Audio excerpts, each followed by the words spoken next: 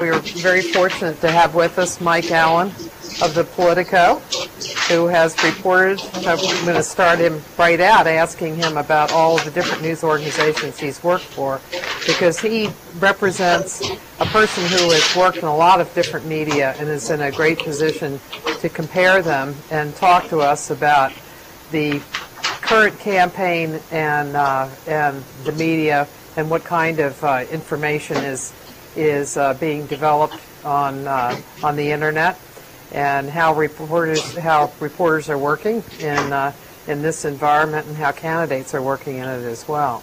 So, welcome, Mike. Well, thank you very much, and it's a great honor and treat to be here, especially with Professor Kumar, who's incredibly respected around the White House as an institutional memory of what presidents do and what they ought to do. As you know, she keeps records and has insights that no one else has, because she watches White House communications almost as if it's a sociology experiment. Would you say? Like an anthropologist. Sometimes it maybe seems a little more like zoology, I suppose, but it certainly is fun. I apologize for being the pokey puppy. I'm very sorry and embarrassed to keep you waiting. I've been covering the White House end of the Pope's visit. I wanted to show y'all something. Where's the camera? Where do I hold something up? I don't know. You guys probably can't see this. You'll see this in the paper, but I want you to be on the lookout for this. That now even the Pope has a logo. When you go to pick up your press credentials, you're given a little schedule, just like the schedules we get on White House trips, media guide, and at the top there's this logo, and they have a slogan. "Christ our hope" is the Pope's slogan, and there's a little photo of here with his upstretched arms and the dome of St. Peter's Basilica behind him. And it's a little off our topic, but the White House is preparing for a very, very, very unusual event tomorrow. Only 3 popes have set foot on U.S. soil. John Paul came here a bunch of times. But the arrival ceremony on the South Lawn for His Holiness tomorrow is going to have 9,000 people, the most that they've ever had for an arrival ceremony in this presidency. The previous record was 7,000 for the Queen. To try and make them feel at home, the papal flag is yellow and white. They've put yellow daffodils in. Tomorrow night at a state dinner, they're serving specialties from his native Bavaria, Germany. But this state dinner is unlike any other. He's not coming to his own state dinner. He's the Pope. He can do what he wants. Tomorrow's his 81st birthday, and usually when a head of state is here, there's very elaborate ceremonies for them for the state dinner. But he's not coming. They're having a state dinner for 200. He's going to be at the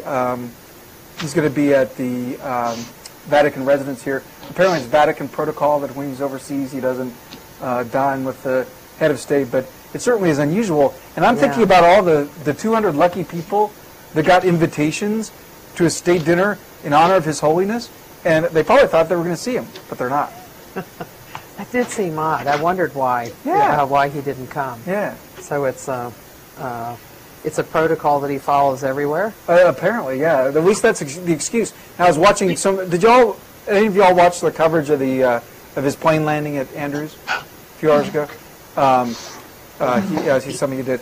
I was watching a little bit the ABC News coverage, and ABC pointed out that it's a little unusual that he didn't invite the president to his birthday dinner that he's having at the Vatican. Like, protocol doesn't explain that. As you guys know, the Vatican was very opposed to the Iraq war, so I suppose that's a subject that probably won't come up tomorrow. Well, would it? Because they are going to have an Oval Office meeting. Yeah, 45 minutes. And wouldn't that be one of the items that he would bring up? I guess it will, but probably I'm totally guessing here, probably in pretty general terms, right? Like these diplomatic things, it's like when you're like having a relationship with a boyfriend or girlfriend, having a tense conversation, you sort of stick to pleasantries, or maybe the parents of someone you're going out with. That's what these diplomatic conversations are like.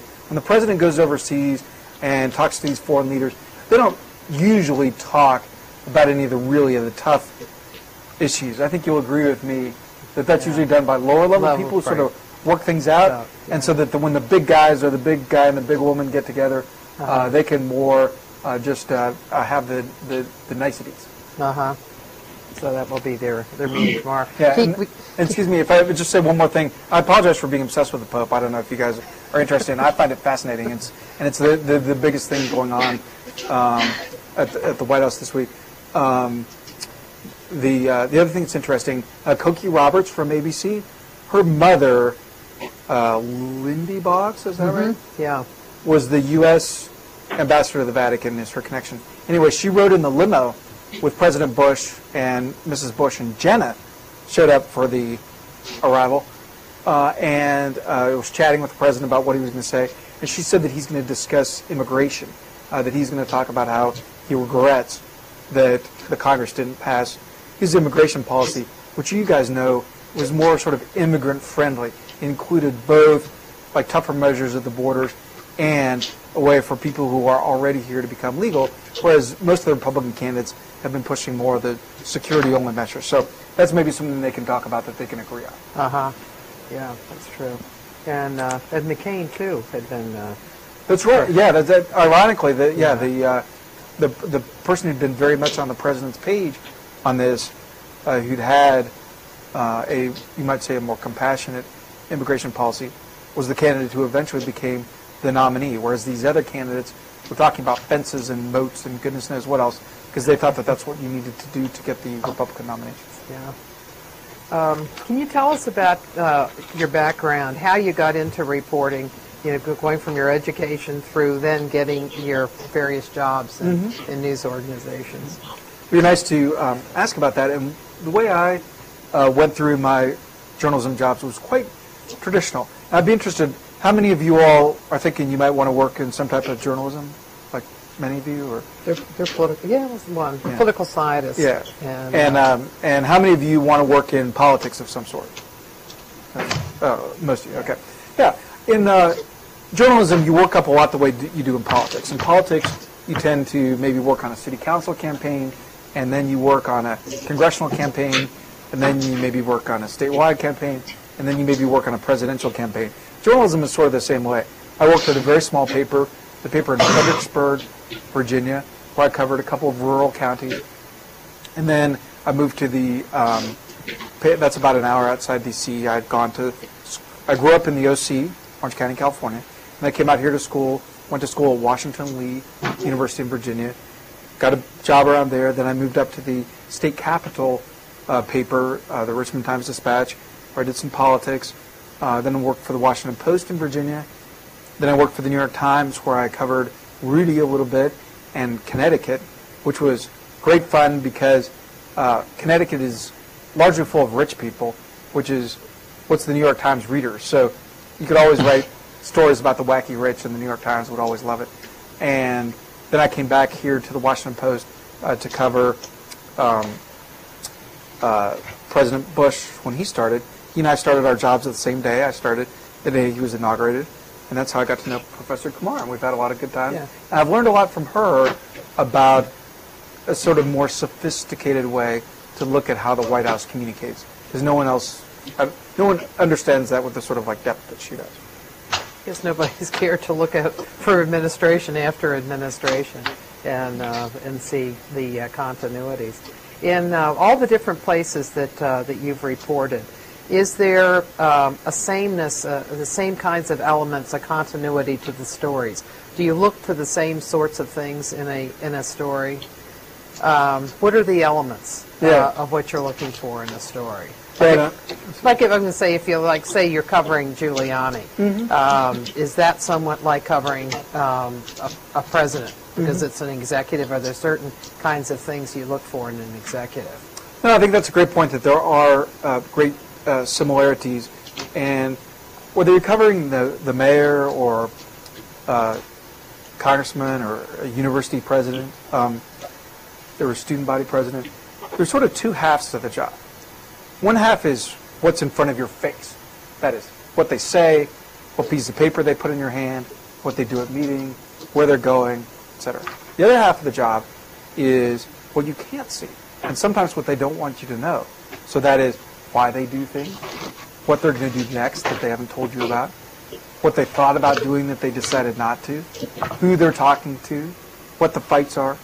And so the parts of the job are equally important, because if you're covering a student body president or a mayor or a president, like, it's your responsibility to chronicle for your readers, whether those readers are in paper or on the internet or broadcast consumers, to chronicle what they're doing, both to hold them accountable so you can keep track of what they're promising, and so people who can't come to the meetings or can't have an interview with them will know what's going on.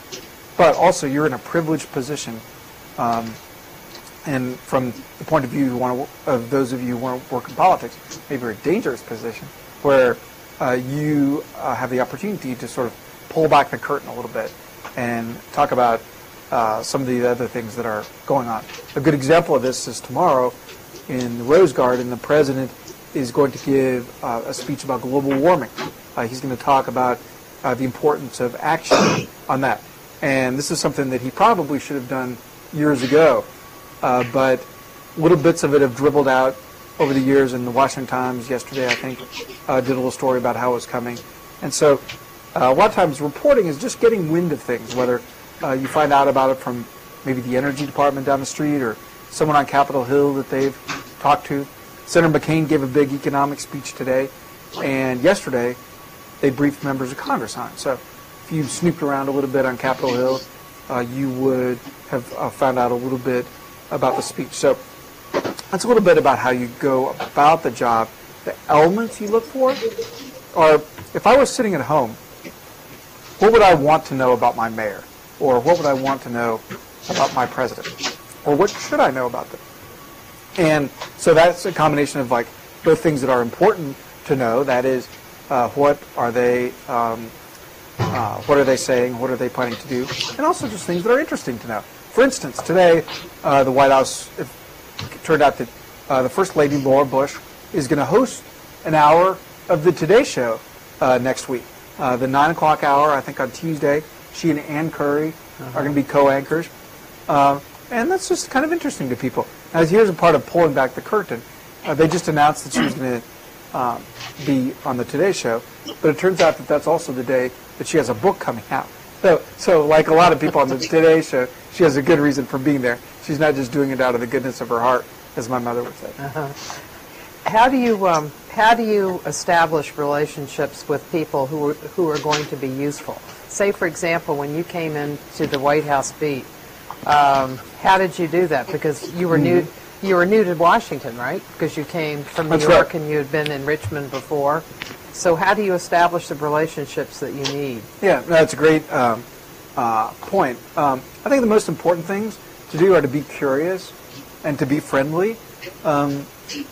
People who work in politics are humans, and they respond to the same things that you or I would if we were making friends in a class or on a team or whatever.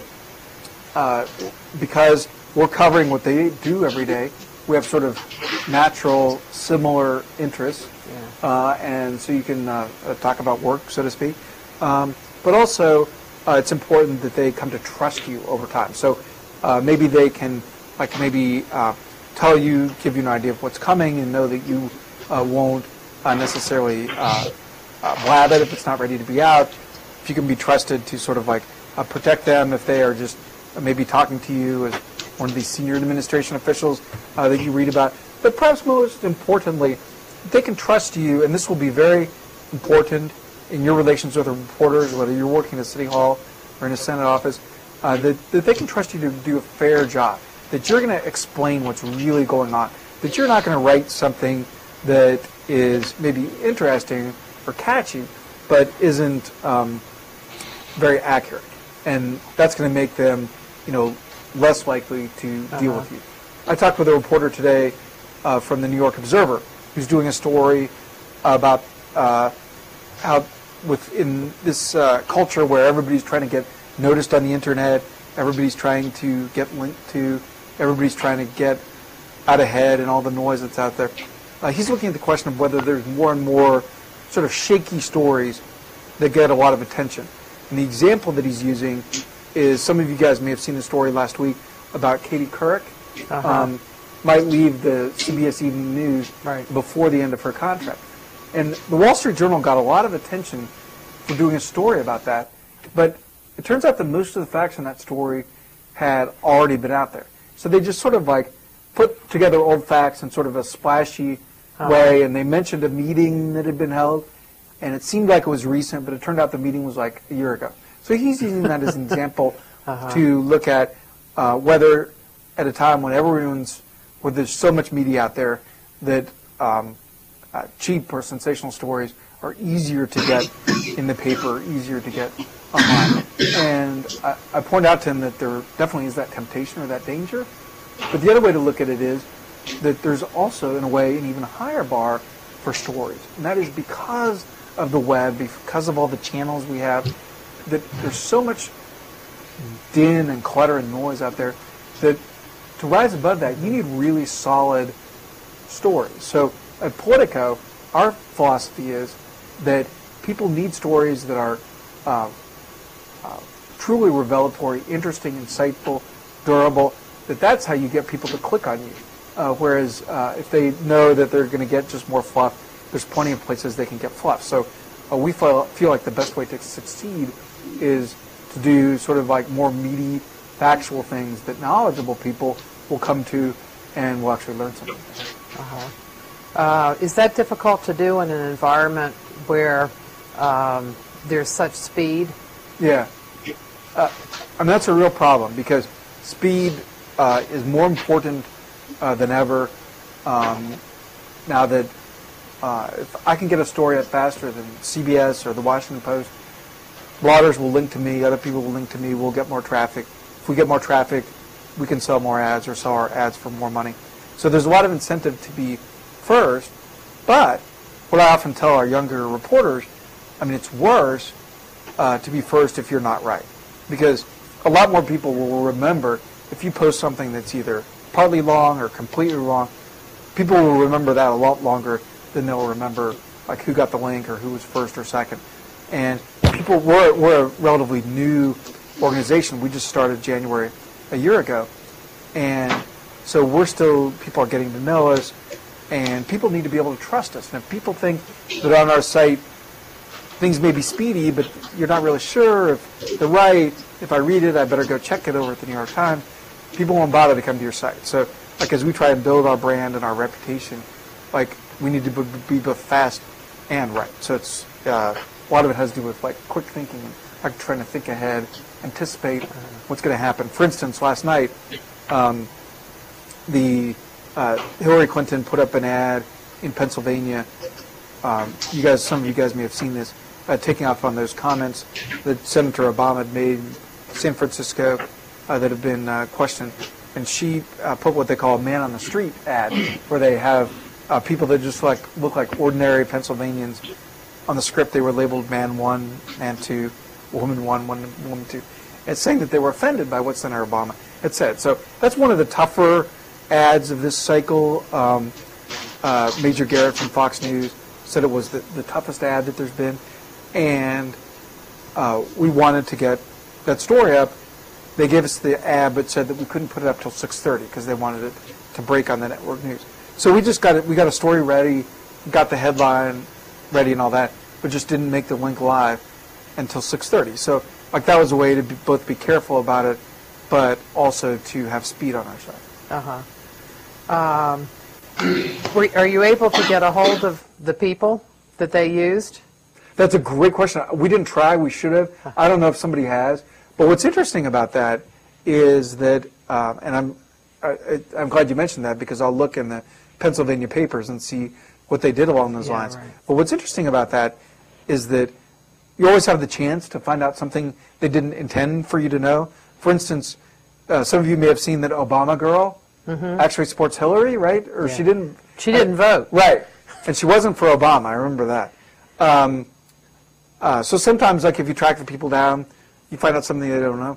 But even if we track these people down and they said that they loved Senator Clinton and they were offended by Senator Obama's remarks, that's going to create more coverage for Senator Clinton. So this kind of ad was very smart because I'm guessing that if I'm a Pennsylvania newspaper or Pennsylvania TV, that they even helped me get in touch with those people. Partly because if they didn't, I might write a story saying, you know, are these people real? What's up with these people?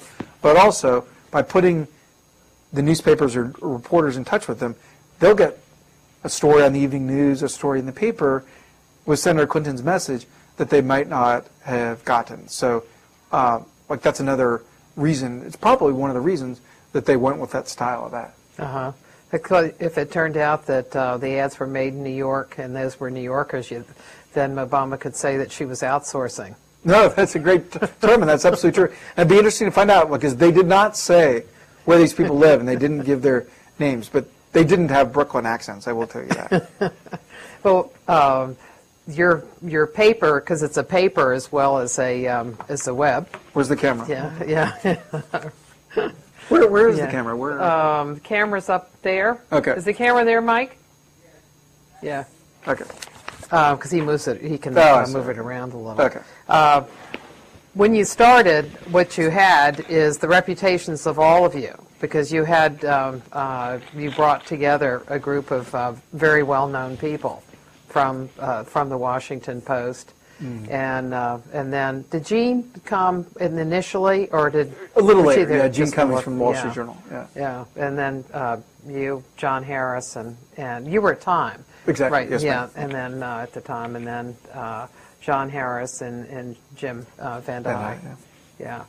And you all have you all in this news cycle have or the cycle of the election have broken a lot of stories, even if you were doing them in a slow fashion, you know, making sure that you had things like the story that you did that talked about Hillary Clinton having a 5% chance of winning the nomination.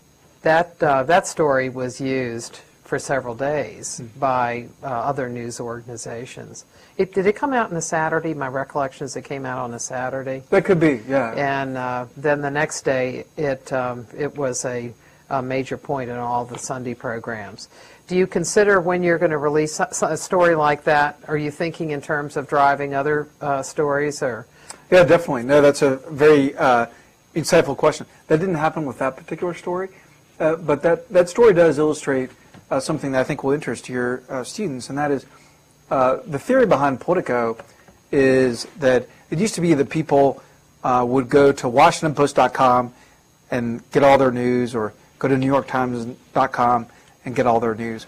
Our theory now, and as we get into discussion, I'd be interested in your view of this and whether you agree with this, but our theory is that now people treat the web more like a buffet, and they'll get a stock quote from CNBC.com, and they'll get a forecast from weather.com, and they'll get some gossip from people.com, and our theory is that if we have interesting, important stories, that people will make Politico one stop as they go around the web. It's never going to be where they get everything because we don't have sports scores, but the idea is to be one stop for them. And another part of our theory is that a lot of what you read in the paper is very hazy or fuzzy, and you sort of are trying to read between the lines and figure out what the reporters really mean. And whereas if you were to run into that reporter at a bar or a Little League game or whatever, like, they would tell you what's going on. And our theory is you shouldn't have to run into a reporter in the bar to know what's really going on, that we should be able to say things plainly. And so that's what we did with this story about Senator Clinton that Professor Kumar mentioned, and that is that if you talk to people in both campaigns, they feel like it's almost a mathematical impossibility at this point for Senator Clinton to win the nomination. And the story said that it was hard, or it was an uphill battle, or her options were narrowing, or they said all these things to sort of like elide that core point. And so we did a story just spelling that out very plainly, and that story got a lot of attention, and it was mentioned a lot of places. We didn't put it out at a specific time because of that, but sometimes you do want to get a story out Friday afternoon so that it'll be talked about on the Sunday shows or something like that. That definitely is something that, and newspapers do that too.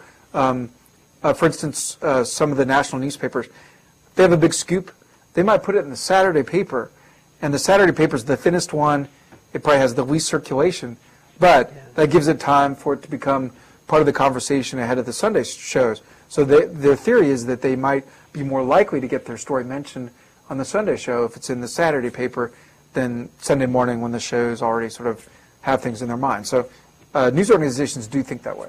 Well, now White Houses have traditionally dumped bad news on a Friday afternoon for a Saturday paper because it's its least circulation. Is that a mistake?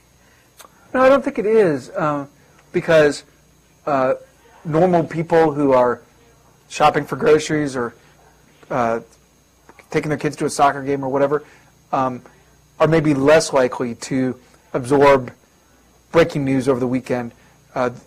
Politico is owned by All Britain Communications, which owns local ABC stations around the country. So we're headquartered here in D.C. at WJLA, the ABC station here. And ratings for their newscasts are much lower on the weekends. Viewership is less consistent because people might be going out, or the news is less of a habit than it is during the week. So if you dump out bad news on Friday night, it does get less attention. I've found that's definitely a strategy that this White House uses a lot.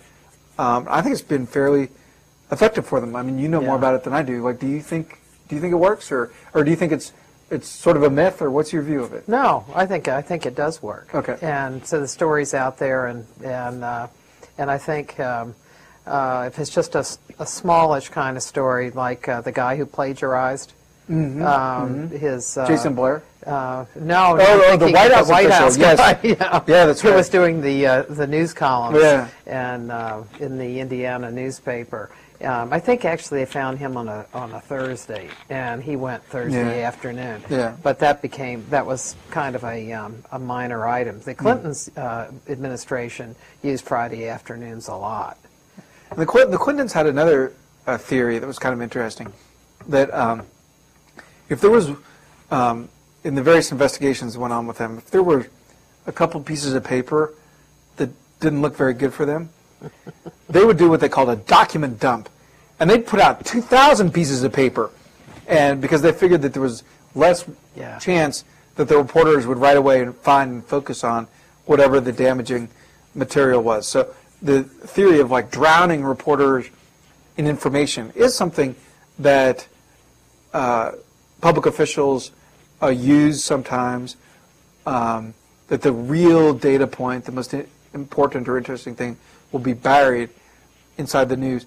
A related thing is for departments like the Labor Department, Education Department, like sometimes one of the easiest ways to bury something is to just put it on the web and don't tell anybody about it. I bet there are all kinds of very interesting, very newsworthy reports posted on government websites, but just nobody knows to look for them. Nobody knows they're there. And if somebody later said that they were covering it up, they'd say, what are you talking about? We put it on the World Wide Web. But if you don't tell someone it's there, what's the point in looking for it? Now, something very unusual and interesting happened a few weeks ago. The Pentagon was releasing a report that I think it was the latest report that showed that Saddam Hussein did not have links to Al-Qaeda, I think was what it showed. And or may have had to do with WMD, but it was one of those reports that called into question the rationale for the Iraq War. Jonathan Karl from ABC heard about it, popped up a story on abcnews.com. The administration knew that they were going to get some bad publicity for this. So instead of putting this report out at the Pentagon, where the Pentagon reporters were the ones that would write about it, or instead of posting it on the web, they told the reporters that they would mail it to them. And if you wanted this report, you had to call a Navy base in Norfolk, Virginia, give them their information, and they would mail you a disc. So that's another sort of modern way using old-fashioned techniques to bury the news. And did it work? I think it did. I think there were many fewer stories about people still wrote about it, but they said much less about it. I think it probably did work. How do you measure the success of Politico? When you all began, as an organization? Were there set goals and then ways of measuring it? Yeah, no, that's a great point. Yeah, we're very focused on metrics and measuring success. There's several ways to measure success. We're fortunate that we're doing well. We've been blessed to have this incredibly exciting campaign that's led to a lot of hunger for news about it. But the different ways that you measure success are in advertising, where we've been lucky. We've been doing very well. We'll always take more. Is that advertising in the paper or advertising on the website? Both. At this point, interestingly enough, most of the revenue comes from advertising in the newspaper version, which goes out to Capitol Hill. And so a lot of the ads there are aimed at congressmen. For instance, on the back page today, there's an ad for Goldman Sachs talking about one of their philanthropy campaigns. And that would be aimed at members of Congress and their staff to build goodwill for Goldman Sachs. We also have advertising on our website, but at the moment we make a lot more money from the ones in the paper. You can also measure your success by your web traffic. We've been incredibly fortunate in that area. Our web traffic is roughly the same as the Washington Post Politico web traffic. So we've done very well. Our traffic doubles every few months. The challenge for us will be keeping that going in 2009 after this very exciting campaign. We have plans for that, for covering the new administration. I think whoever becomes president, I think there'll be a lot of excitement about that person that will help us keep an audience, keep building an audience. I think both the House and the Senate Democrats will enlarge their majorities, and so Congress will be able to do more stuff. So I think that will build interest too. And other ways that you measure success are you producing journalism that matters, that makes a difference, that people will remember, that helps people understand what's going on in the political process and with these unusual candidates? And are you getting attention? Do you have a good reputation? Do people feel like you're a reliable place to take news, a reliable place to get news? And so we've been lucky in all those areas, but we work hard every day to all of them. We're a startup. We keep a startup mentality. I always tell our young people, come in today and think about, if today were your last day, of Politico, what would you do? Every day we try and think like that. What can I do today that will help this business last for another year? How many people are there, and how many are reporters? Okay, I think that there are about 50 news people, so that would include reporters, editors, graphic designers. And I think there's about 20 business people who sell ads and market the product in various ways. And the way the staff is divided, we have, I'd say, 8 reporters cover Congress probably, and probably 8 reporters cover lobbying, and probably 10 reporters cover some aspect of the campaign, and I think there's probably maybe 5 people who work as designers, putting out this paper, and I think there's probably 6 to 10 web producers who put things on the web, and then there's about 10 bosses. So. Will you have somebody at the White House in the new administration? Are you going to cover it with somebody there? Yeah. At the end of the administration? Yeah. Will you start at the end? Yeah, and I think that's a good question. I think we'll probably start to, right now, we don't have somebody at the White House every day. When we do White House stories like this Vatican thing, I sort of do them, but I have other responsibilities. I think we'll have full-time people at the White House starting probably covering the transition of the new president. So probably after the new guy or woman is elected, we'll probably start to cover them after that. Have you found that one of the dynamics of news today is that there's an enormous amount of information, and what there isn't is understanding, and that what needs to be done for people, and how do you all do it, is to try to bring understanding, because people certainly can't complain that there isn't information on Oh my things. goodness, yes. There's just there's more information you can possibly process. How do you process it? And is that one of the things that you all have talked about as a goal of what you do? Yeah, no, I think that's a good point, because yes, there's so much stuff, and there's something to suit everyone, right? Like, a lot of times people still complain. They say, why don't you guys cover issues? I'm like, are you kidding? Like, if you want to know about healthcare, I can show you some websites, including parts of our site, that will give you everything you'd want to know about healthcare. And of course, what they're saying is they want more emphasis on it and the coverage. But you're making the point that like there's so much chaff, so much noise out there, and so to try to do some journalism that matters, that will really cause people to understand the situation better, or that will make people want to come back to the site. Some of the things I tell our young reporters are, one thing I tell them is, if you hadn't written this story, would you read it? And that's sort of like a base line of like whether or not it's worth doing a story. And it's amazing how often that's not the case. Like if you look in, there's some stories in the A section of the newspaper, and you're like, who would read that story? Like very few people, especially when people are so busy. So what we ask our reporters to think about are, if you were extremely informed person in this topic matter, like if you were a healthcare expert, would you learn something from this? Might someone who read this do a blog posting about it? Might someone who read this buy or sell a stock based on it? Might someone who read this decide to support or not support a candidate? Might someone who read this story email it to a friend? Might someone who read this story call a fraternity brother? So the point is, a story that like isn't going to just go in one ear and out the other, but a story that for some reason is going to cause people to pause and take some sort of action or get some kind of understanding. That's what's going to make people coming back to your site. And that's, if you're a reporter, that's what's going to make people remember your work. In order to prepare yourself, what do you read in terms of the hard copy, newspapers you read, websites that you look at? Mm-hmm. How do you inform yourself? Yeah. Like during a day, what are the rhythms of your day? Mm-hmm. My day starts about 3:30, sometimes 4. In the morning, I do something called Playbook. It's on our site. If you want to read it, it's a shortcut way to find out what's going to happen that day.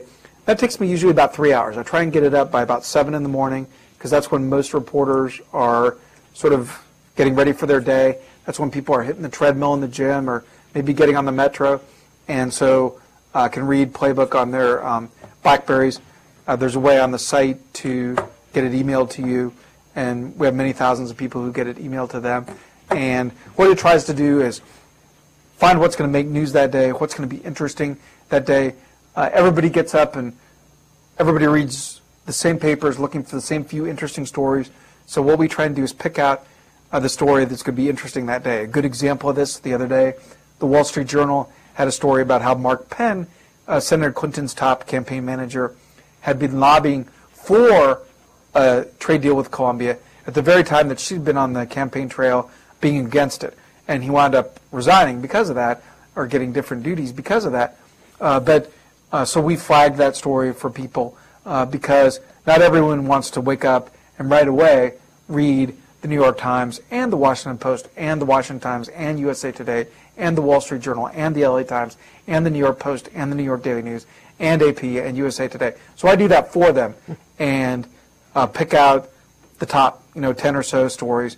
We give some flavor from the campaigns, what's going to be happening that day. So my day starts like immersed in a lot of media like that. For all of you, I would recommend reading something like that, or there's something on Slate.com called Today's Papers that gives what's on the front page of a lot of the national papers. That's a good, quick way to catch up. Do any of you guys look at the Drudge Report? Yeah, a lot of you do. As you guys know, that's a good, quick way to catch up. Sometimes they have sort of sketchy thing, but mostly it's just links to stories in very respected news organizations, and it's a great shortcut to what people are talking about. The reason that site is so popular is that he has a very good sense of what people are going to be talking about, what's going to be driving the conversation, what other reporters are going to be writing about, and sort of a lot of people in media look at producers, reporters, because they know other producers, reporters, politicians. It's very popular among politicians. Read it but just because they know that everybody's sort of looking at it. So a lot of people we know, whether they work in government, whether they're Democrats, whether they're Republicans, they'll look at the Drudge Report a lot of times during the day. Some other sites that I mentioned Slate, I mentioned Salon. Have any of you guys checked out a site? It's more sort of liberal, progressive, Talking Points Memo. That's a great site, some of you. That's a great site for those of you who interested in politics. If you want the more conservative side, you might head over to the blog called The Corner at National Review. But all the big networks, newspapers now have blogs devoted specifically to politics. The New York Times has The Caucus, and NBC has First Read. And so it's sort of a matter of getting used to what you feel comfortable. Like, do you like the way it looks? Do you like the tone of it? And so I encourage people to just like sample a lot of sources of information. Try this blog, that blog. Just click around a little bit. I don't have any, and I don't really recommend like any to get in any particular rut because there's so much good stuff out there. Nobody could want to read it. Nobody would want to or could read it all anyway. And so I just graze around and try different things on different days. Sometimes I'll even check out what's in the British papers just because it gives you a different point of view. And I did some traveling in Europe last week for the German Marshall Fund of the United States, and I was very struck by how much attention there was to this election over there.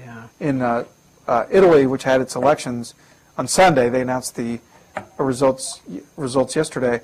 Even though they had their own elections coming up, huge attention to the U.S. races. Both because they know it is the leader of the free world. They know that it's going to affect them, but also because this is just like such a great soap opera, right? Like this is better than any reality show, and that's why it's great for people who are passionate about politics like yourselves, and it's fun for people who cover it like Martha and me. Yeah, because it's the most exciting election I remember. Is that right? Yeah, it really is. Yeah. 68 was exciting, but in a different kind of way, and that had so many depressing elements to it. Yeah. So, and people genuinely don't know what happens with this. Like usually reporters think they know what's going to happen, and they're wrong, but they think they know. And this time, reporters don't even think they know. When you're thinking about the web and the kinds of different categories of sites, what are some of the ways that you look at? Like, for example, there are sites that are good for fact-checking, like, say, Smoking Gun or Fact Check. There are ones that are accumulators. No, that's a good question. A good question. Sites you can rely on because there's so much junk out there. Like, what can you trust, right? A very interesting site that doesn't get a lot of attention that would be handy for y'all. It's called Bartleby.com. It's Bartleby, Bartleby.com, and it has actual reference books on it. It has Columbia Encyclopedia. It has one of the quotation dictionaries. So it's like, you can't really trust Wikipedia, and because it pops up, people look at it, but like you have no way of knowing if what is there was just changed by some clown who is going to make you look stupid for using it. So like you can't trust it at all. It can be a guide to finding something else. Like because it pops up first when you Google somebody, like if I want to know Teddy Kennedy's birthday, like almost certainly Wikipedia is what's going to pop up first, but I would never use it based on what was in Wikipedia because I just don't know if it's right. But I would take it and I would use that to check it somewhere else, like on his own website or whatever. So Bartleby.com is a good place to check facts. Always go to the most primary source you can. Like if I'm looking for a quote by the president, I'll go to whitehouse.gov as opposed to the New York Times or even Politico. Because I know I make mistakes. Like I've misquoted the president, I'm sure. So I go to the most basic source I can. And we're fortunate now. Similarly, if I'm looking for a quote for Hillary Clinton, if it's on her site, I'll take it off her site rather than some news organization site, which may have made a mistake. Now, the candidates don't put up everything they say because they don't want you to know everything they say. But if it's a case where you can, definitely will. For instance, and all these comments that Senator Obama made that a lot of attention has gone to. As you guys know, they were originally posted on the Huffington Post. I'll go, like this morning, I was quoting it, but I went to the Huffington Post to get it because I just went back to the very first place I could get. By the way, very interesting stories out tonight about how that story came out. It was posted by a blogger who's for Obama and has given $2,300 to him, the most that you can give. But knew that this was interesting and put it out there, even though that it's arguably going to be damaging him. So it's kind of a story behind the story that hadn't come out, and I'm going to write about that in the morning because it's pretty interesting. Do you think it's an example of how candidates can be just naive about what off the record is? Sessions that they think that are off the record. I mean, they're just rarely so. It used to be that people could get quoted on them, but now it's not just the quote. You have the voice, and you also have the pictures. Yeah, that's a great point. And candidates sort of know this, and in this case, I don't think it was, as you guys know, in a closed setting. It was a fundraiser in San Francisco. The fact that it was in front of wealthy people in a very liberal area definitely hurt him. Like, I think if Senator Obama had made these same comments to Pennsylvanians, saying it to their face, saying, I understand your frustration, I could help alleviate your frustration, I think the remarks would have been viewed very differently. They were viewed the way they were because he gave them in a private setting, and people only found out about them a week later. There still is no video of them, interestingly enough. Audio is out of it. And on our site, we posted some video from right before the controversial part. And I don't know if it was taken with a cell phone or not. I'm not really sure. But we posted the only video anybody's ever seen of this event. But this makes you wonder, did the person stop filming, or is there somewhere out there video of him saying these remarks? But that's... But the way that they came out definitely influenced how it was covered. The way this reminds me, it's related, but I'll then get you back on the websites. But fundraisers in the Clinton years, fundraisers were a time when you got almost the best sense of who Clinton was, because when Clinton went to fundraisers, he was telling the people who had supported him what he had done, what accomplishments they had had, how he saw issues, how he saw the future. And so if you wanted to read Clinton, almost the best place to do that was to look at fundraisers. And at the beginning, they had closed them. And then reporters raised such a ruckus that they decided to open them. And I thought in the long run they really worked in his favor because it showed him talking about his priorities and explaining what it was that he had done. Bush has decided not to do that, that Bush has closed fundraisers. And one of the weaknesses, I think, in his presidency and his communications is his lack of explanation of what it is he does. He announces things of what he does, but he really doesn't explain it. And that fundraisers would be a setting in which he is much more likely to do that. Have you ever been in any of his fundraisers? Yeah, I don't know if I have. When they do close a lot of their fundraisers, they have an interesting policy. They close fundraisers that are in people's homes. And so if he gives a fundraiser in like a hotel, I think this is right, correct me, but I think this is right. If he does a fundraiser in like a hotel or a stadium, it's open to the press.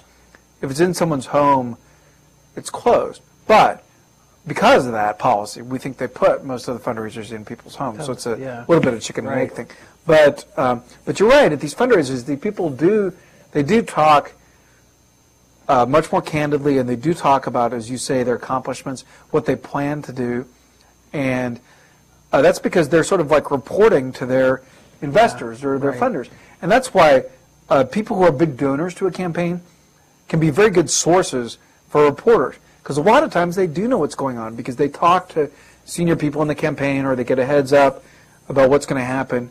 And so donors can be a very fertile source for reporters, because they often hear things sooner or hear things that we wouldn't necessarily. But that's the point Professor Kumar made about the president not explaining what he does, sort of announcing things, is a very interesting insight. That's like a very good point, and I think that that's very true. Yeah, and it's simply the way he is. It's his style. Yeah, and, I mean, he's the, you saw that quote where he's the decider. I mean, one of the defining quotes about this president, when Bob Woodward came out with one of his books, he went on 60 Minutes and played some audio that he'd made with his little hand recorder of an interview that he'd done with the president. And one of the things the president said was, I don't need to explain things to people. Maybe people need to explain things to me. I'm the president. And I think that very much reflects the way he looks at the job. Yeah, yeah, and it's definitely not helped him. Can you all now come up with some questions? We'll switch to you all. Yep. How much freedom do you have to run the stories that you want? Yeah, that's a good question. And by that, do you mean what kind of stories do you think might not get run, or what kind of stories were you kind of wondering about? Well, actually, funny you mentioned that. Do you know anything about Mark Emery? I don't. All right, well, he is a Canadian citizen who's never been to the United States, and he is facing extradition, and this has been going on for about 3 years now. And I always do Nexus searches trying to find U.S. publications that do stories about him. And I found like 2. Most of the stories, he's got plenty of stuff coming out in Canada all about it.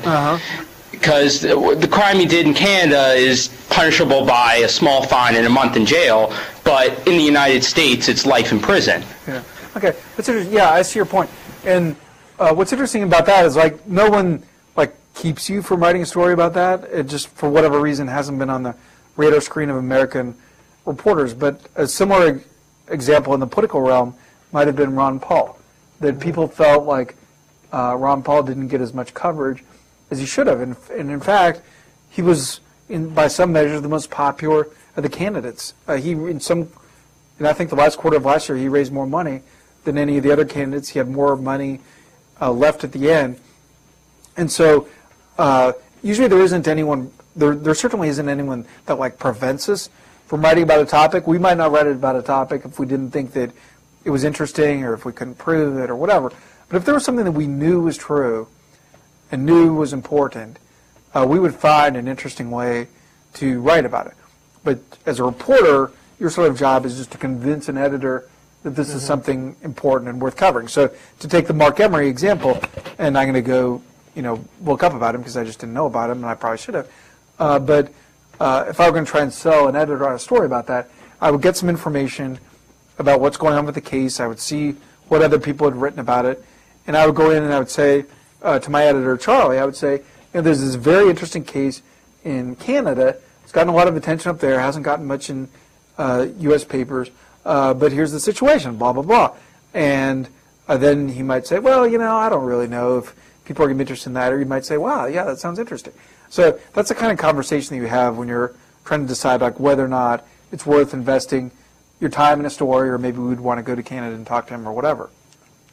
Do you? How do you decide, say, for a day, what stories are going that you all are going to pursue? What kind of story selection process do you have? Yeah, that's a great point, because there's so many things happening every day that might make an interesting story. So we do it a couple ways. At most news organizations, one of the ways is reporters who are specialists in an area sort of make suggestions. So if I'm the congressional reporter for the New York Times, I'm going to need to know what's going on Capitol Hill. Now, my editor might well have some ideas for me. He might say, we haven't had a story about Teddy Kennedy for a long time. Or he might say, I saw something on TV last night about how Speaker Pelosi is doing X or Y. He might suggest a story to me, but but I'm supposed to know what's going on. Like, is a housing bill going to pass, or that sort of thing. And so a lot of the information comes from the reporters, like what's important that's going on. And then the editors, whether it's of the print newspaper, I mean, even if there's 8 interesting things going on today, we only have space on our front page for 1, 2, 3, 4, 5, maybe 6 things. So even if there's like more interest, and the New York Times now has, I think, 6 stories on the front page, maybe 7. And so, and the network news has 22, whatever it is, minutes, even if there's 30 minutes of interesting stuff going on. So editors, producers, the higher level people, once they know all the things that they could write about, then they start making those choices. And in making those choices, this is the balance we're talking about. What's interesting, what's important. If it's important, can I make it interesting? If it's interesting, is there some element of it that's important?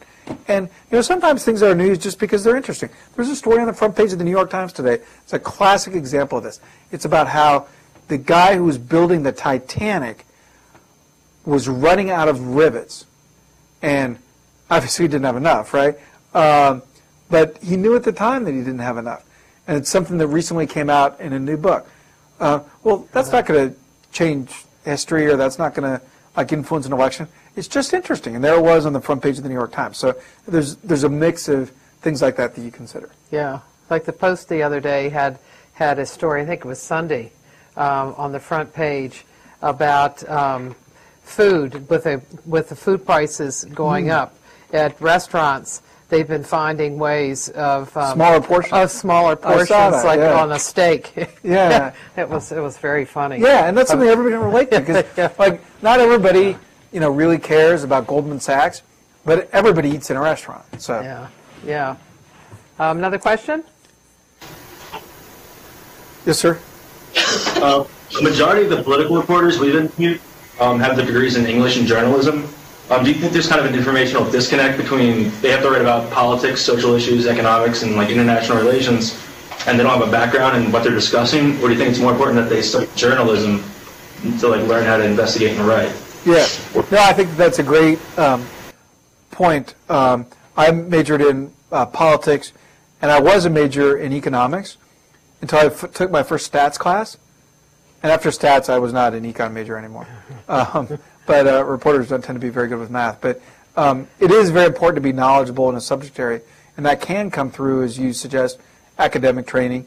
And young people who want to go into journalism, I recommend to them that they become an authority in a subject area, whether it's law or health or business, that's the best way to stand out and the best way to get a job.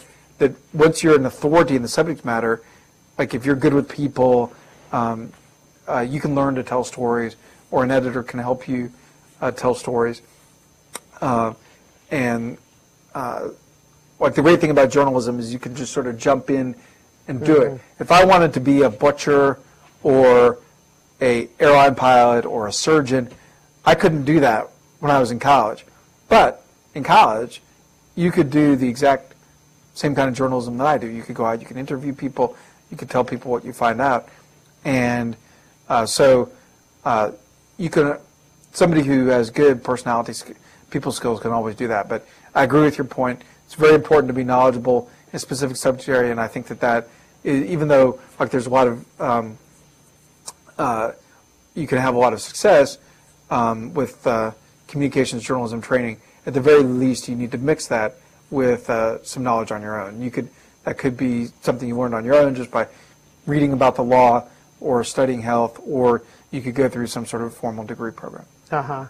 Often you could get it too from a journalism career where you move from one place to another. Say, for example, David Sanger was based in Japan and learned a lot about North Korea. And when he came to the White House, he was able to use North Korea as a thread to pull at the White House to figure out how the place is working. And so a lot of different subject areas, whether it's that or healthcare, if you know a lot about it, then when you get to the White House, you can you can use it effectively to judge how the place is working. Yeah, no, that's a really good insight. Now, the point you just made about David Sanger from the New York Times is a great point. That he wrote about a subject that really no one else was writing about at the time.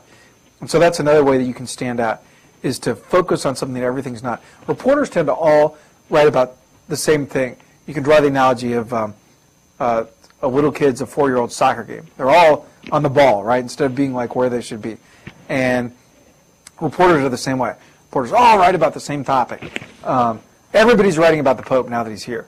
But 2 weeks ago, if you'd written a story about the White House relations with the Vatican, like that story would have stood out, and a lot of people would have read it, and you might have found out a lot of interesting things that you wouldn't now that he's here and people are busy. So that North Korea example is a great example, that he wrote about it, so he got news that other people weren't getting. But also, as Professor Kumar said, he was able to notice some larger truths about this White House by doing that. And the same thing could happen whatever level of government or public life you were writing about. Have you found that most of the institutions you've covered, are they difficult to get news from that you want? Yeah, are they similar or different? No, that's a great point that you said that you want. They'll certainly give you like 2,000 pages. Right. Yeah, the White House puts out a big stack of press releases every day, but most of it isn't things that I would want to write about or that you would want to read about. So whatever the institution is, whether it's a mayor's office or a university president's office, like the juiciest stuff is not stuff they're going to put in a press release, right? So the key is knowing people who can, who might deal with that office or who might be willing to talk to you about it. This White House, as some of your previous speakers and as your professor have talked about, has had a policy of like not putting out a lot of information, that in the Clinton administration they would be a lot more likely to talk to you about some internal fight that they'd had or something like that. Now, with so many people leaving and writing books and giving speeches, you're going to find out a lot more now. Yeah. But for a long time it was pretty tough pulling of teeth. And so someone who knew that extra person or took that extra time, made that extra call, could really really stand out. Another question? Yes, sir. How is it different working for a relatively new publication versus an established one? Yeah. No, thank you. That's a very good question. When you work for Time Magazine, you don't have to explain to anyone what it is. With Politico, sometimes I still have to spell it. We're fortunate that most people that we deal with know about it now, but it definitely isn't as well known as Time Magazine.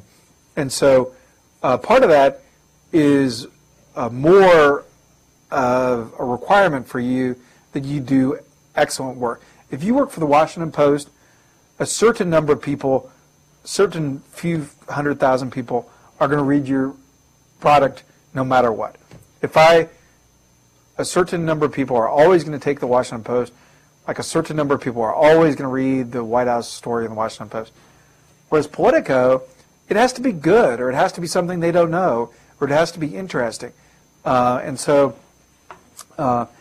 being new, just as if you were to start a new brand of car, there would have to be something very special about your car so that people would try it instead of something that they could count on, like a Honda or a Chevy. If you start a new restaurant, it has to be something special. It has to be hip or different so that people will get out of their dining habits. So that's part of it. Another part of it is there's less security.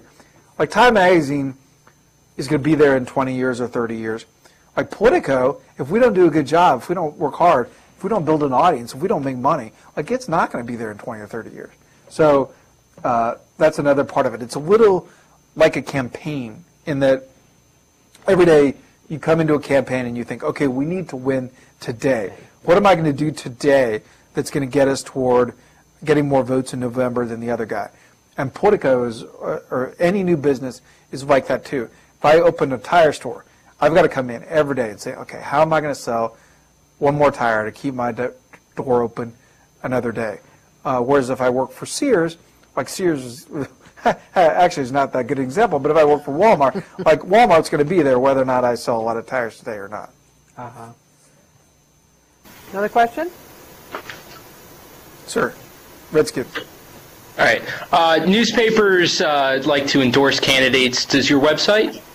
It does not, and it's an interesting question because some people, some publications are moving away from that now in the case of presidential races, because some newspapers have the theory that people have all the information they need about a presidential race. Now, for like a judge's race or a state legislative race, you might want to know the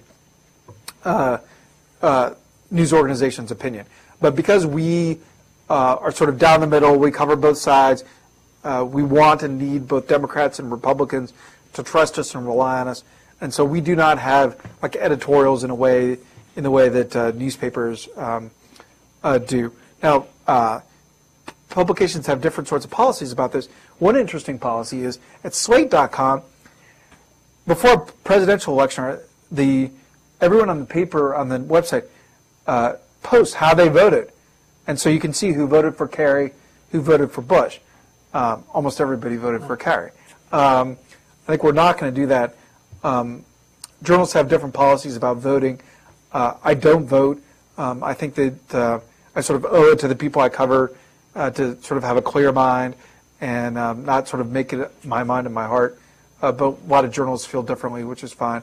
But there are very different policies about that, and they all boil down to what can you do so that people will know that what they're reading is fair? What should you do so that people will trust the information they're getting from you? And that's, people have different ways of going about it, but that's the important thing in the end. John Osborne of New Republic, who was New Republic a long time ago, and did a column on Nixon Watch, and then he did it through several other. He did it through Ford and Carter. He took the same position. He didn't vote. Interesting. And Leonard Downey, the executive editor of the Washington Post, is someone else who feels that way. There's a young woman right there that. Right. Yeah. Hi. I was just going to ask you, just considering what you just said with all the challenges that you would face in starting up any kind of new, publishing anything new, what made you want, considering the current state of all forms like print journalism, what made you want to take on that challenge, which would be even harder considering what the state is of print journalism right now and its decline? No, that's a very insightful question. I appreciate your asking that. You have a good sense of the industry. It's like a very smart question. I did it exactly for that reason, that so many of the news organizations are having to do more with less. So many of them are managing decline. So many of them are figuring out how they can stay in business even though they're smaller. Whereas we are looking for ways to grow. We're hiring people. We were 20 when we started and we're 70 now. We're looking for things to add. We added Hollywood Politico. We're working on Wall Street Politico. We added Politico on campus. We're going to start Spanish Politico. And so it's a way to, and because the way that we're different from the Washington Post or Channel 7 or ABC is that when people's viewing or reading habits change, like they lose audiences. The more people's habits change, the better it is for us because we're out giving people information in a new way, and so the more habits change, the better it is for us. So our traffic and viewership is going like this, where other people's is shrinking. So I'm sort of think of the glasses half full. I'm kind of a positive person, and I've enjoyed being in a place where we're looking for rooms to grow instead of worrying about what's going to happen next week. But the gist of your question is very insightful. There was some risk to it, just as I said, Time Magazine will always be there. You don't have to worry about getting the check. Here there's more risk, but it was more exciting, and the people who started it are my close friends, so it was a way to do something with my friends. I'd never done anything entrepreneurial. I'd always just gotten a straight paycheck, so it was a way for me to personally try something new, a way to create something that hopefully would last. One of our theories is to bring along the next generation of young reporters, Jonathan Martin, Ben Smith. Our theory is if in 3 years, if we're writing the stories, we haven't done a good job. What we want to do is teach other people how to do what we're doing so that we can then move on. Another question? Yeah. If you have to consult with the expert to get information to write a story, do you find that they're cooperative or generally hesitant to give you the information that you want? Yeah, that's a good question. You can get quite a mix of that, and sometimes it depends, like whether it's in their interest to help you. So if you go to an academic expert or someone at a group, say the Kaiser Family Foundation, which gives you very neutral information about healthcare, they might be very eager to help you or being very nice to help you. A lot of Professor Kumar's academic colleagues, very generous to us. She's extremely generous. I've quoted her many times. She's been nice enough to help me with many stories. Sometimes I'll say, does this seem right? Does that seem right? What about this? She's very generous about helping me. There's nothing in that for her, but she just shares her knowledge. So a lot of times you'll get people like that. Other times you'll get an expert who is helping you because it'll either help them get their name out there so that they can sell books or get viewers or get people to read their blog, or because it'll help their cause, because they're for immigration or they're against immigration. So there's all different reasons that someone might help you. Now you asked about sort of topic experts, but as far as like people who are involved in the process, politicians, like sometimes they'll be very helpful and chatty, mostly if it sort of makes their point. If it's going to make them or their boss look bad, they're going to be much less likely to help you. So you have to find people whose interest it is in to get the story out. So if I'm trying to figure out about some deal that the White House and the Speaker of the House made, the White House might not tell me about it, but maybe someone in the Speaker's office would if they won. So you have to just sort of like look around and sort of cast a wide net to try to find people who's either are nice enough to help you or whose interest it is to help you. When you get something, say you go to the Hill and you get something about what's going on in the White House, and then you take it to the White House. Does that open them up? Sometimes it does, because then they'll want to give their side. They'll be like, wait, it didn't quite happen exactly that way. It happened this way. Or sometimes they'll say, yeah, you got that. Like most Washington stories, most stories anywhere, it's very rare that someone comes to you and says, Mike, you know what? I have a great story for you. Here it is. President Bush is, as I mentioned, announcing a climate change policy tomorrow. Excuse me. Here's President Bush's speech. Go write a story about it. That very seldom happens. Instead, what happens is you get little puzzle pieces. Like someone at the Energy Department knows a little bit about the speech, and someone on the Hill knows a little bit about the speech, and maybe someone at the White House knows a little bit about it. And you might take those and you put them together, and then you might call a senior person at the White House, whether it's Dina Perino, the press secretary, or the chief of staff, and say, this is what I think is in the speech tomorrow. Can you help me with this? And they might say, oh, wait, that's mostly right, but no, not that. You want to say this way, or I wouldn't say that, or, yeah, you're right, and also don't forget blah, blah, blah. So they might just sort of like fill in the blanks for you or correct it. But if I'd called that person and said, what's in the president's speech tomorrow, they would have just said, we're going to let the president speak for himself. How many times have you heard that? Stay tuned, right? Those different things that they say. So that's the sort of one of the ways you just go about sort of like trying to build the blocks of a story.